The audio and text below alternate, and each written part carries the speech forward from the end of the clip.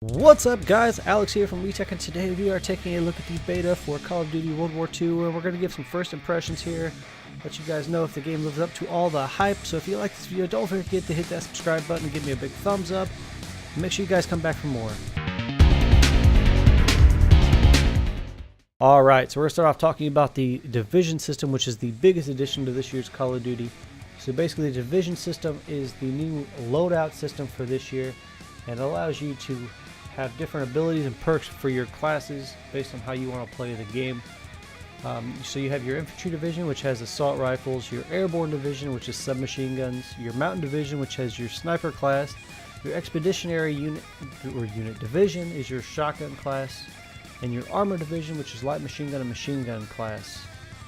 So basically you're going to be able to assign a specific division to your character and then go into the headquarters and compete against either people in your division or other divisions. I'm not sure how it will work yet because we haven't got our hands on it yet. Each class has different weapons attachments. So my first impression so far, the classes seem very balanced, and they definitely add a lot of depth and ways to play the game.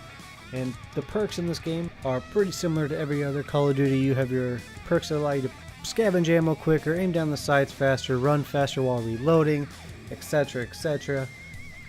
I don't expect any of these perks to impact the gameplay too much, but obviously we'll have to wait until the game is fully released to take a look at how it will be impacted. Alright, and then taking a look at the score streaks, none of these score streaks seem too overpowering, and they all take a lot more points to get compared to other previous Call of Duty games. But my favorite so far are definitely the fighter pilot and the artillery barrage, because who doesn't like seeing artillery blow up on the other side of the map and kill the entire other team?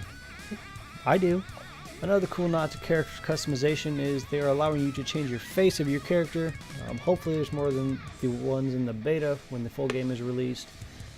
And then you have your calling cards, your emblems, and your clan tag, which is nothing new compared to any other Call of Duty in the last 10 years, so nothing new there. Alright, so on to the gameplay. I'm going to go ahead and say it right now, Call of Duty is back with the old school fast-paced gameplay. The gameplay is very fluid. The limited health is an interesting addition to the game. I do feel like it adds a little bit of camping to the style of the gameplay. And all the guns feel very different. All have different fire rates, different kickback.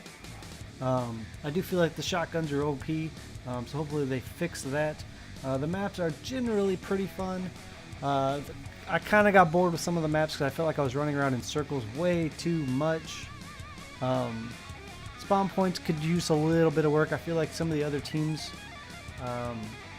figured out where to sit to where the spawn points won't change for your team, so they can just sit there and spawn kill you within 5 seconds of spawning.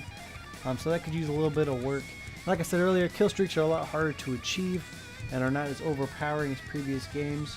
The melee aspect is my least favorite part of the game so far because there's no cool melee kills or anything. It's just, you know, hit the melee button and butt stock a couple times to kill the guy.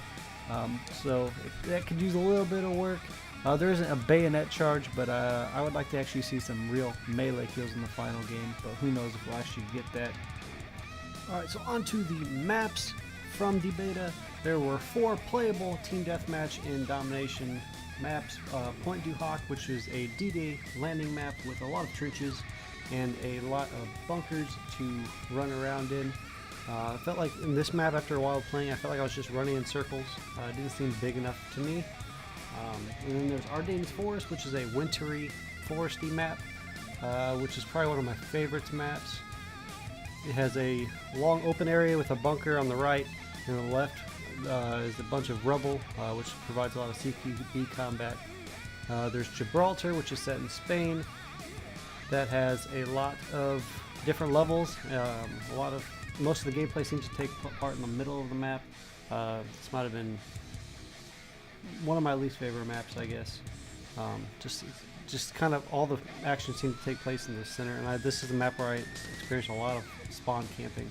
Then Aachen, which is a city in Germany, which is probably my favorite map, which is a big map, the biggest map of the 4, I think.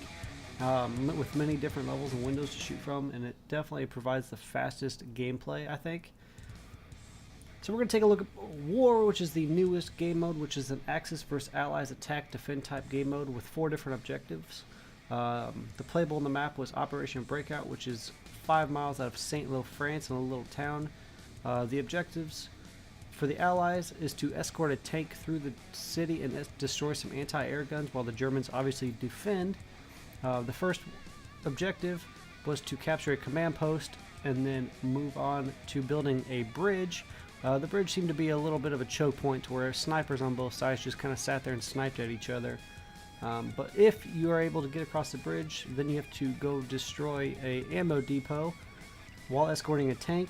And then if you succeed in destroying the ammo depot, then you escort the tank all the way to the guns. And if you make it to the guns, you obviously win the game. So my biggest problems with this game mode would be that it seems like the first objective, the Axis powers have the advantage when it comes to defensible positions. It's very difficult for Allies if you have a good Axis team, it's very difficult for the Allies to get through there because the Axis have so much cover and so many places to shoot from, while the Allies only have 3 or 4 different ways to go about achieving their objective. And then once you get into the objective, it's a very chaotic and hectic scene with just pretty much grenade spamming everywhere. But if you do succeed in getting at the bridge, like I said, it's a sniper camping area. Smoke grenades, pretty much that's about it. If you succeed on that, the ammo depot is probably the best objective because it provides multiple areas for the Allies to go in and multiple areas for the Axis to defend it from. And then the escorting the tank, which is pretty hectic in itself because you can actually get in the tank and do some work there. But it's very difficult for the Axis to defend the tank because as long as the Allies are very close to the tank, the Allies will push the tank forward, so the Axis are pretty much at a disadvantage there. But like I said, it shouldn't get to that point anyway if you're on a good team, so that's kind of the point, I think. But yeah, let's just take a little bit of a look at the gameplay for that. All on the ammo supply!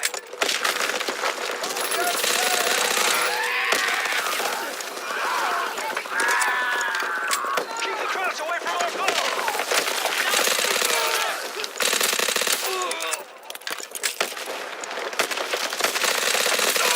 Destroy that ammo supply! Protect our bomb at all costs!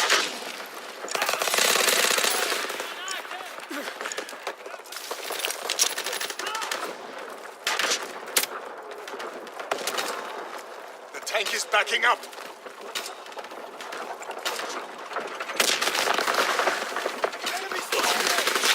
Enemy on the move. The tank is retreating. Their tank is advancing. Their tank is pulling back.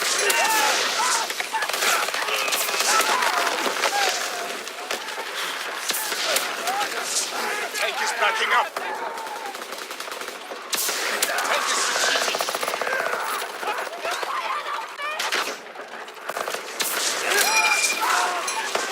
Their tank is pulling back.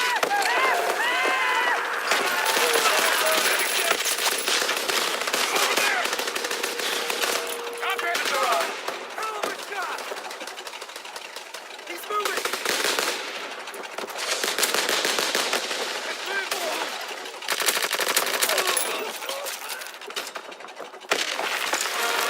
Bomb planted on the ammo supply!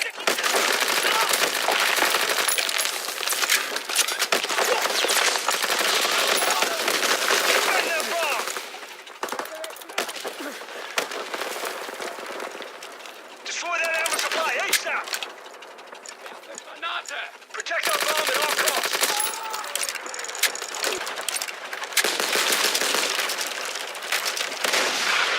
We're advancing! Protect us!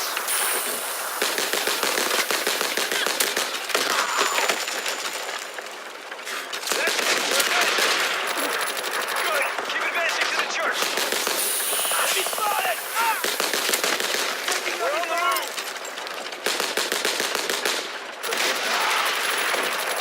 All right, let's get to the church!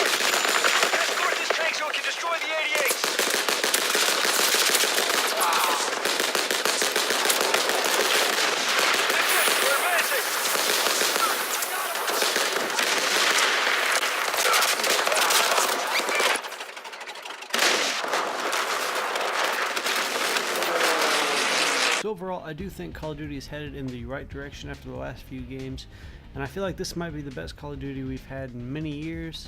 I'm pretty excited about it, and I will be getting it. But that's it for now. So if you guys enjoyed this video, don't forget to hit that subscribe button, give me a like, leave me a comment down below and tell me what system you plan on getting the game on, if you plan on getting it, and I'll see you guys in the next one.